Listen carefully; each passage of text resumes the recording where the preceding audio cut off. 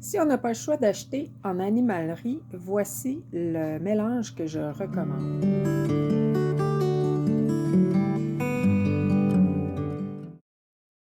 Donc, on a un foin de mie, Timothée c'est du mie, puis de foin d'herbe et de verger.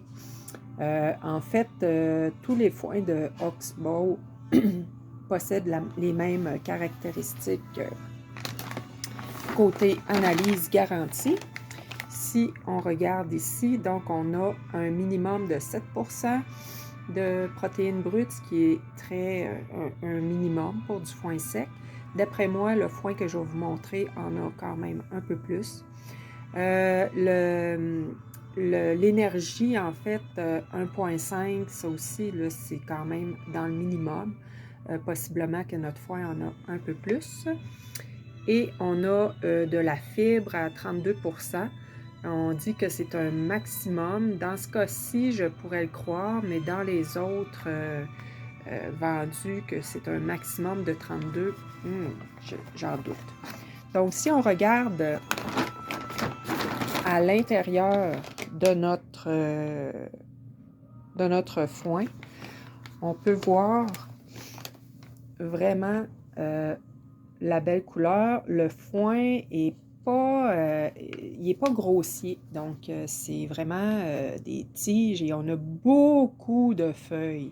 On n'a pas beaucoup de mille-pieds, donc ça aussi c'est un gage là, que le foin a été fait jeune. Quand le foin est souple, aussi qui n'est pas piquant au toucher, c'est généralement un foin qui a été fait jeune. Et quand on a un bon ratio feuilles-tiges, donc ici on a beaucoup plus de feuilles que de tiges, ça aussi ça nous indique que le foin a possiblement été fait jeune. Donc lorsqu'il est fait jeune, il a tous ses nutriments, beaucoup plus. Et pour les conditions de coupe, quand il reste vert puis il reste avec ses feuilles, ça aussi, ça nous donne une idée que les conditions ont été favorables pour préserver tous les nutriments.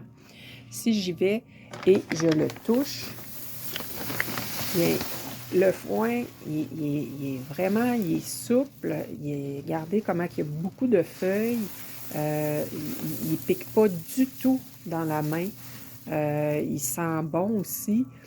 Il n'y a pas de poussière, donc c'est pour ça que je recommande ce foin-là quand on achète en animalerie. Selon moi, c'est la marque la meilleure, c'est-à-dire la variété la meilleure là, de Oxbox, tandis que tous les autres là, ont beaucoup de foin grossier, là, plutôt pailleux que d'un bon mélange. Donc, voilà mes recommandations.